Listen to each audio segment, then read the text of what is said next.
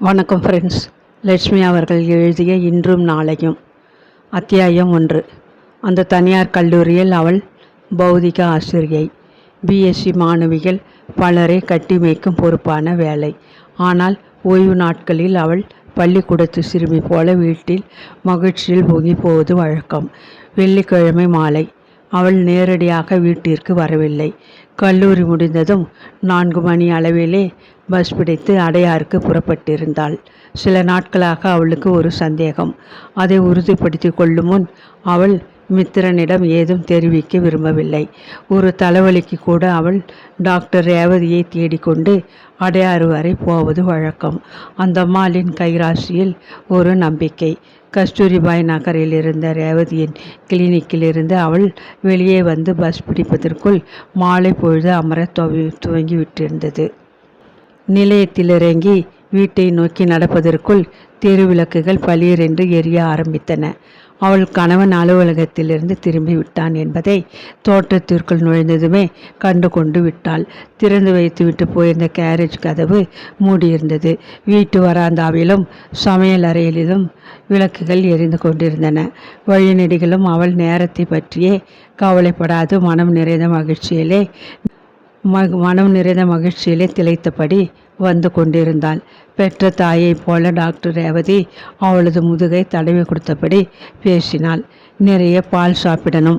நான் குறிப்பிட்டு தரும் தேதிகளில் என்னை வந்து பார்க்கணும். நான் கொடுக்கும் ஆலோசனைகளை இமி பிசகாமல் கடைபிடிக்கணும். தெரியுமா? கண்டிப்பும் அன்புமாக கண்களை சிமிட்டி கொண்டு அவளது கன்னத்தை லேசாக வேடிக்கையுடன் டாக்டர் அம்மாள் தட்டிய போது அவளுக்கு தாயின் நினைப்பு வந்துவிட்டது.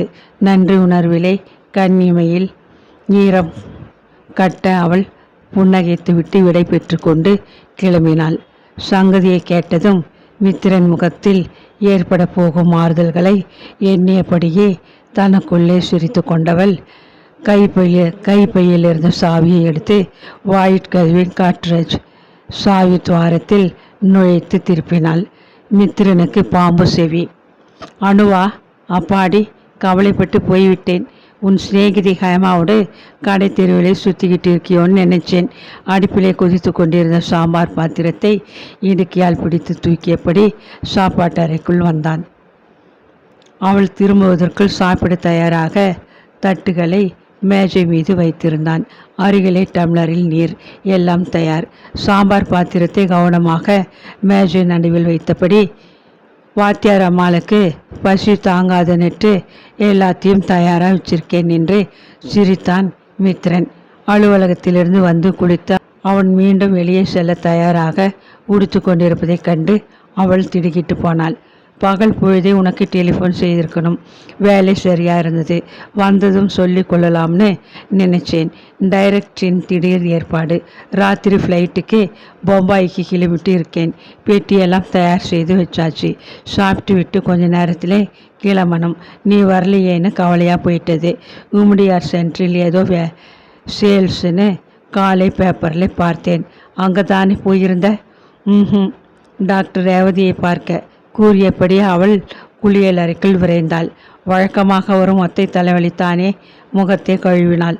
அவசரமாக துடைத்து முடியை சீராக்கி அலமாரி தட்டிலிருந்த குங்கும சிமிழத்திலிருந்து போட்டு வைத்து கொண்டாள். வெளியூர் புறப்படும் இந்த வேளையில் இதை சொல்ல வேண்டியது அவசியமா? அலுவலகத்தில் வேலையில் மனம் ஓடாமல் படாது பாடுபடுவாரே மித்திரனுக்காக மனம் கரைந்து போனாள். நான் ஏதாவது உதவி செய்யணுமா கேட்டபடி சாப்பாட்டு அறைக்குள் வந்தாள். கட்டாயமா? குறும்பாக சிரித்தபடி, என் கூட உட்கார்ந்து நீயும் சாப்பிடணும். ஏன்னா நான் திரும்ப ஒரு வாரம் பிடிக்கும் என்றான் தொடர்ந்து. கண்களுக்கு இமை போன்ற கணவன் மித்திரன்.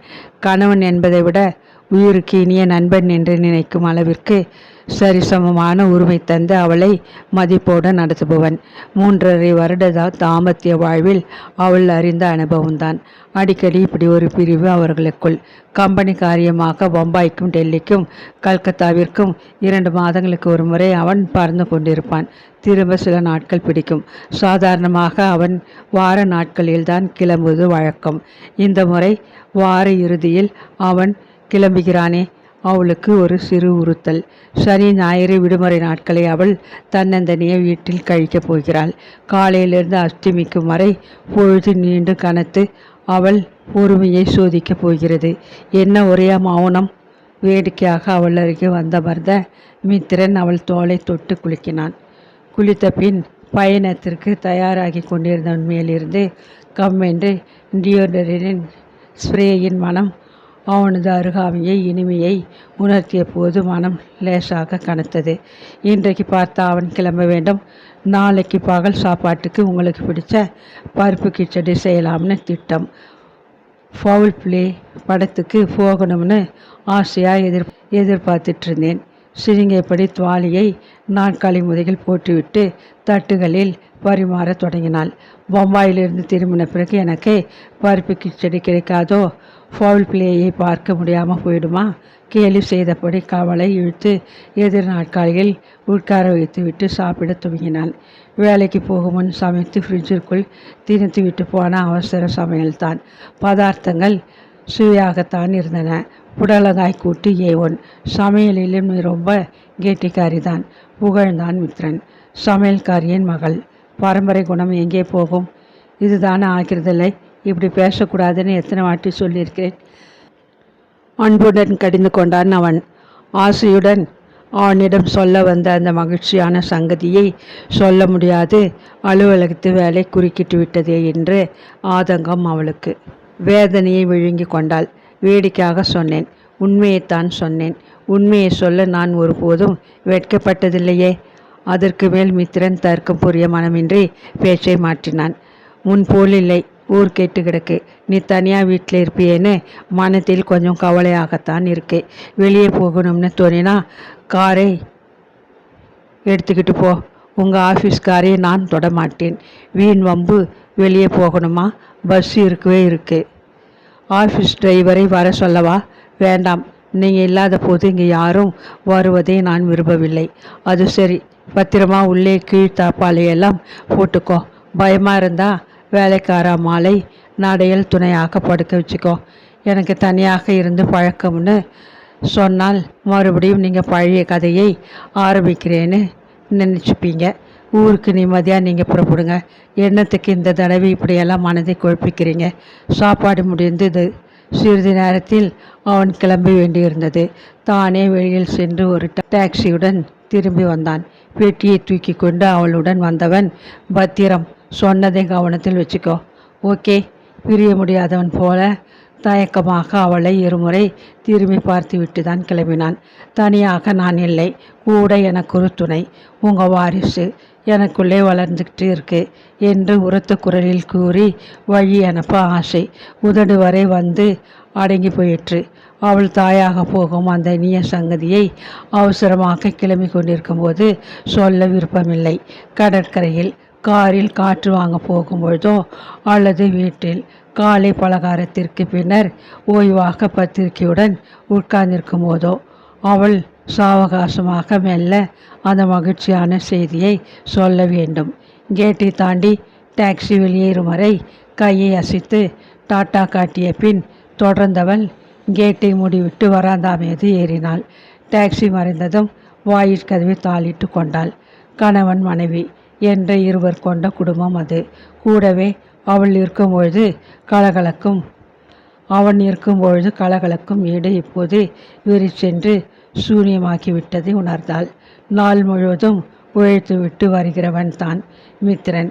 குளித்துவிட்டு லுங்கி பனியனில் சாய்வு நாட்காலியில் பத்திரிகையுடன் உட்கார்ந்து விட மாட்டான். அவர்களது சின்னஞ்சிறு தோட்டத்து செடிகளுக்கு ஹோஸ் பைப்பில் தண்ணீர் ஊற்றுவான். செடிகள் என்றால் அவனுக்கு உயிர். இருட்டியதும் வீட்டிற்குள் வந்து பூஜை அறையில் இருந்த தன் அத்தையின் படத்திற்கு ஓர் ஊதுவத்தி ஏற்றி வைப்பான். தாயை இழந்த பின் அவனை எடுத்து வளர்த்து ஆளாக்கியதுடன் தனக்கு பின் தன் வங்கியில் இருந்த கணிசமான தொகைக்கு அவனை வாரிசாக்கிவிட்டு போயிருந்தாள் காமாட்சி அத்தை. அந்த படம்தான் இப்போது வசிக்கும் வீடும் தோட்டமும். 2 ஆண்டுகளுக்கு முன் அங்கே இடம் வாங்கி அழகாக கட்டி முடித்து தோட்டம் வீடு என்ற சிறு வட்டத்திற்குள் அவனது வாழ்வு அடங்கிவிட்டிருந்தது.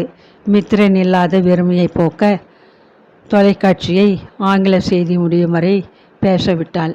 பின்னர் அதையும் அணைத்துவிட்டு படுக்கை அறைக்குள் சென்று தாளிட்டு கொண்டு படுக்கையில் விழுந்தாள். தலைக்கு மேல் இருந்த வெடிவிளிக்கின் மெல்லிய ஒளியில் மேஜையின் மேல் அவன் முதல் நாள் இரவு படித்து வைத்து விட்டு போன புத்தகங்கள் நிழலாக தெரிந்தன. கடந்த காலத்து நினைவுகள் நெஞ்சிலே புரள அவள் தலையணியில் முகத்தை புதைத்து கொண்டு உறங்க முயன்றாள். மித்திரனுக்கும் அவளுக்கும் தோற்றத்திலும் உணர்வுகளிலும் சில வேறுபாடுகள் உண்டு. இருவருக்கும் இணைந்து சில சிந்தனைகளும் உண்டு. அதிகமான ஆர்ப்பாட்டமான நண்பர்கள், படையை வெறுப்பவர்கள் இருவரும். அவசியமற்ற பார்ட்டிகளுக்கு போக அவன் விரும்பியதில்லை. கல்லூரியில் வேலை பார்ப்பவர்கள் என்று நட்புரிமை பாராட்டி கொண்டு மற்ற பெண்களை வீட்டுக்கு அழைப்பதும் விருந்திற்கு போவதும் அவளுக்கு பிடிக்காது. தோற்றத்தில் அவள் தாழம்பு நிறம், ஒடிய உயரமாக கஞ்சியில் விரைத்து நிற்கும் வாயில் சேலையில் கூட கண் நிறைந்த அழகி. சில ஆங்கில படங்களில் வெஸ்டர்ன் கதாநாயகன் போல உயரமாக கச்சிதமான பருமனில் கரடுமுரடான முகபாவத்திலே சிறிது உள்ளடங்கிய மூக்கு, கூர்மையாக பளபளத்த கண்களும் அடர்த்தியான முடியுமாக அவன் மாநிறமாக இருந்தான். பக்கென்று பல்வரிசை தெரிய சிரிக்கும் போதுதான் முகத்திலே படிந்து கிடக்கும் முரட்டுத்தனம் கரைந்து கண்களிலே பூவை போன்றதொரு மென்மை தவழும். அப்படி முறைக்க வேண்டாம், கொஞ்சம் சிரியுங்கள் பார்க்கலாம். எத்தனையோ முறை அவள் கெஞ்சி விளையாடி இருக்கிறாள். போட்டோ எடுக்கப் போகிறாயா? இந்தா சிரிக்கிறேன், நிறைய போஸ்லே எடுத்துக்கோ என்று அவனும் வேடிக்கையாக சிரித்து சமையலறையில் அவளுக்கு பின்னால் வந்து நின்று கொண்டு உஷ்ணமான மூச்சு காற்று அவள் கழுத்தில் படிய தானும் உதவுவதாக பிடிவாதம் செய்து லூட்டி அடித்து கொண்டு சனிக்கிழமை ஞாயிறு தினங்களில் போனதே தெரியாது அமர்க்கலப்படுத்தி அவளை ஆனந்தத்தில் ஆழ்த்தி விடுவான். எக்காரணம் கொண்டும் வார இறுதியில் அவன் அவளை விட்டு வெளியூர் போவதில்லை. திங்கள் காலையில் கிளம்பி சென்றால் வெள்ளிக்கிழமை இரவுக்குள் பறந்தோடி வந்து விடுவான். இந்த முறை மட்டும் இப்படி ஏனோ ஒரு மாற்றம் அவளுக்கு பெருத்த ஏமாற்றமாகத்தான் இருந்தது. மைத்திரை அம்மாளுக்கு மாரடைப்பு வந்து மிகவும் ஆபத்தான நிலையில் ஆஸ்பத்திரியில் 6 வாரம் தங்கிவிட்டு வீட்டிற்கு வந்திருந்தாள். ஓய்வில் இருந்த நோயாளியை கவனித்து கொண்டு வீட்டை நிர்வகித்து கொண்டு வேலைக்காரி, சமையல்காரி, நர்ஸ் என்று எல்லா நிலையிலும் உழன்று கொண்டிருந்தான்னு அப்போதுதான் ஹார்லிக்ஸ் கரைத்து கொண்டு அடுப்பருகில் நின்று கொண்டிருந்தாள். வாயில் அழைப்பு மணி ஒலித்தது. கண்ணாடி இடுக்கு வழியே பார்த்தாள். சார்லஸ் பிரான்சன் போல் யார் இவன் என்று அதிசயித்தாள். யாரது? இந்தியில் அதட்டினாள். மித்ரன். மைத்திரை அம்மாளின் உறவு வந்திருக்கேன்னு சொல்லுங்க. சுத்தமான தமிழில் பதில் வந்தது.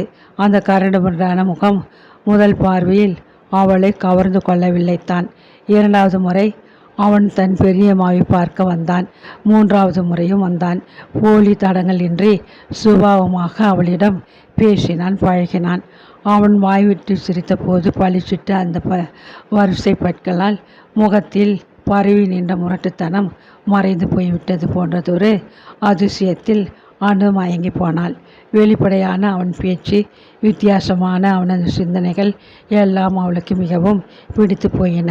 துன்பமான அனுபவங்களை சந்திக்கும் துணிவில்லாத கோழை மனம் கொண்டவள் அவள். யாருக்கு தான் வாழ்க்கையில் கவலையும் கஷ்டங்களும் ஏற்பட்டதில்லை? அவனுக்கும் பல ஏற்பட்டிருந்தன. அவைகளை மறந்து மனத்தினின்று ஒதுக்கிவிட்டு துணியுடன் தலையை நிமிர்த்தி கொண்டு வாழ தெரிந்தவன். அடிப்படையிலே அவர்களுக்குள் இந்த பெரியதொரு வித்தியாசம் இருந்தது. ஒரு சமயம் இந்த வித்தியாசமான உணர்வுகள் தான் அவர்களை ஈர்த்து கொண்டது என்னவோ. 3ஆம் முறை மைத்திரை அம்மாளை காண வந்தபோது தன் விருப்பத்தை வெளிப்படையாகவே சொல்லிவிட்டிருந்தான். படுக்கை மீது தோண்டு கிடந்த மைத்திரை அம்மாள் அவளை அன்போடு அருகில் அழைத்தாள். என் தங்கச்சி மகன் உன்னை கல்யாணம் செய்து கொள்ள ஆசைப்படுகிறான். உனக்கும் அவனுக்கும் இடையே 12 வருஷ வித்தியாசம் இருக்கு. அது ஒரு பெரிய இடைவெளி இல்லைன்னு நான் நினைக்கிறேன். அவன் முகபாவம் அப்படி கொஞ்சம் கடுமையாக இருக்கேன்னு பயப்படாதே. மனசிலே சொக்க தங்கம். நல்லா படித்தவன், கை நிறைய சம்பாதிக்கிறான். மாமியார், நாத்தனார், மச்சினன்னு விக்கல் பிடுங்கல் இல்லாதவன். ஏன்னா அவனும் சின்ன வயசிலே அம்மாவை உன்னை போல இழந்தவன். அத்தை பராமரிப்பிலே வளர்ந்த ஆளானவன்.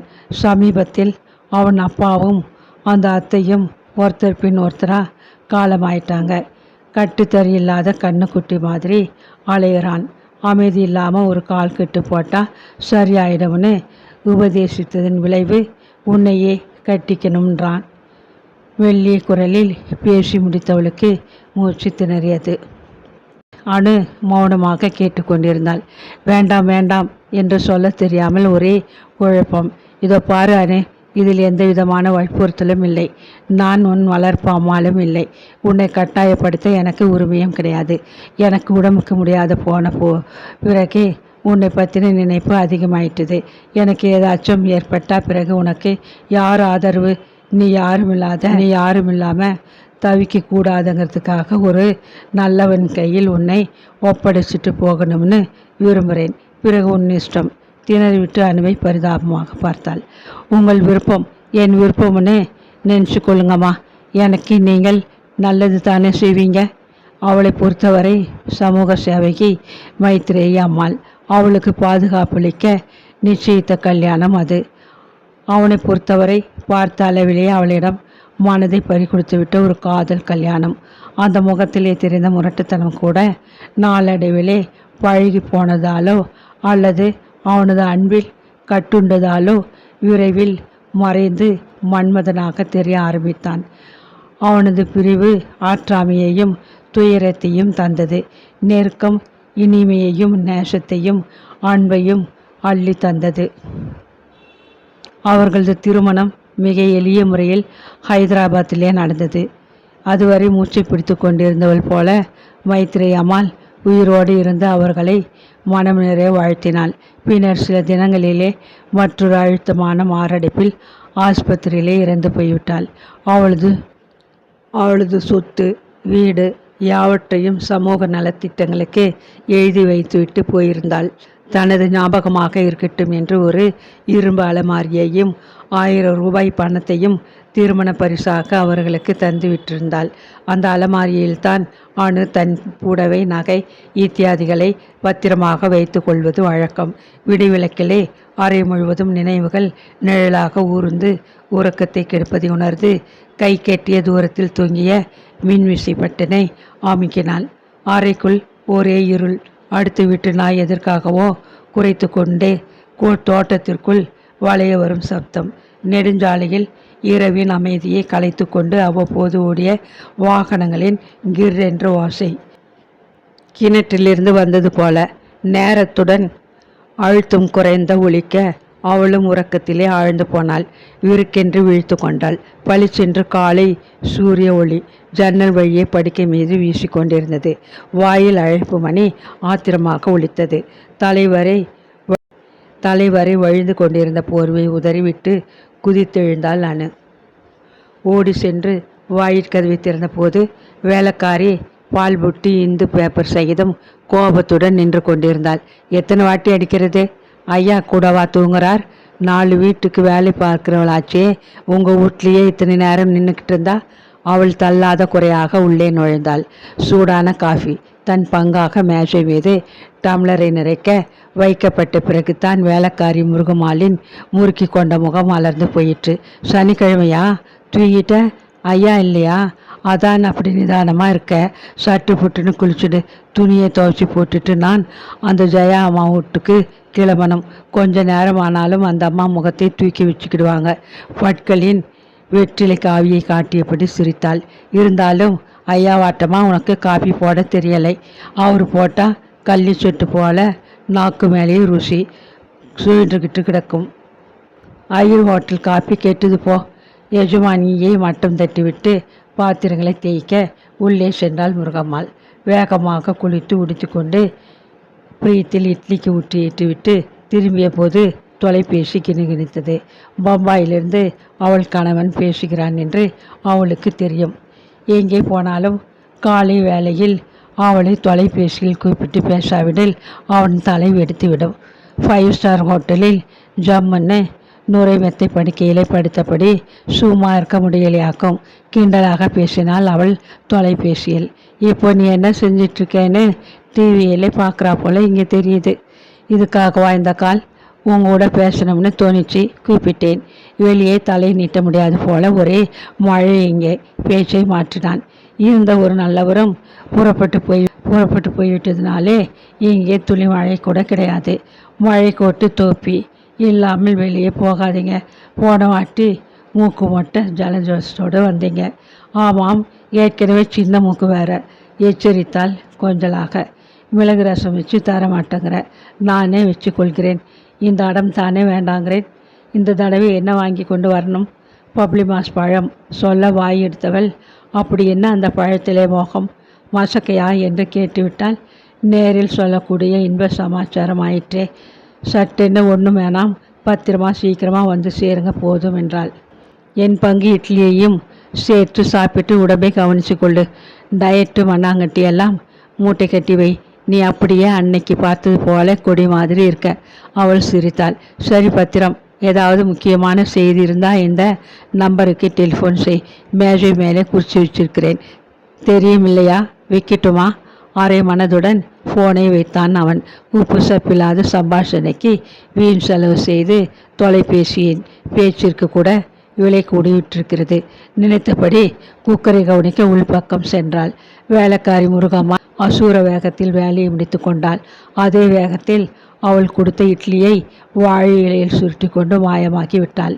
மித்திரன் வீட்டில் இல்லாமல் லீவு நாள் நத்தை போல ஊர்ந்தது. வாயிற்கதவை தாளிட்டு கொண்டு உணவை தயாரித்துவிட்டு முன்னருகில் வந்தமர்ந்தாள். ஏதாவது வேலை செய்யாவிட்டால் பொழுது போகாமல் இருந்துவிடும் போல தோன்றியது. வீட்டில் இருந்த தனது அலமாரியை திறந்து எல்லா சாமான்களையும் ஒழுங்கு செய்ய முற்பட்டாள். மித்திரனின் காரியங்கள் எப்போதுமே கச்சிதமாக இருக்கும். அவனது சட்டைகள் வேட்டிகள் எல்லாம் மடிப்பு களையாது அழகாக அலமாரி தட்டில் வைக்கப்பட்டிருக்கும். அடுத்த நாள் உடுத்த போவதை ஹேங்கரில் மாட்டி தயாராக வைத்திருப்பான். அவளது அலமாரியை திறந்தாலோ சேலை கிடைத்தால் ரவிக்கு கிடைக்காது, ரவிக்கு கிடைத்தால் சேலை கிடைக்காது. ஒரே குழப்பம்.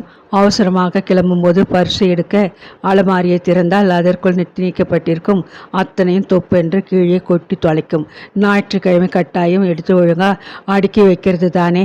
மித்திரன் சொல்லி கொண்டே கீழே விழுந்தவர்களை பொறுக்கி எடுத்து உதவும் போது அவளுக்கு எரிச்சலாகத்தான் இருக்கும். தனது குற்றத்தை அவன் சுட்டி காட்டுவது போல சினுங்கிக் கொள்வாள். தட்டுகளில் தாறுமாறாக கிடந்த சேலைகளை அடுக்கிவிட்டு வேண்டாத காகித பைகள், பிளாஸ்டிக் தாள்கள் எல்லாவற்றையும் குப்பை கூடையில் போட எடுத்த போதுதான் கவனித்தாள். பழைய கைப்பை சுந்தரமூர்த்தி வீட்டிலே தங்கியிருந்த காலத்திலிருந்து வீடையன் தொடையன் என்று வைத்து கொண்டு ஆண்டு அனுபவித்து விழிநைந்து ஓரம் கிழிந்து உடல் அழுக்காக்கி உருமாறி பிசு பிசுவென்று கையில் ஒட்ட ரெக்ஸின் கரைந்து போனது.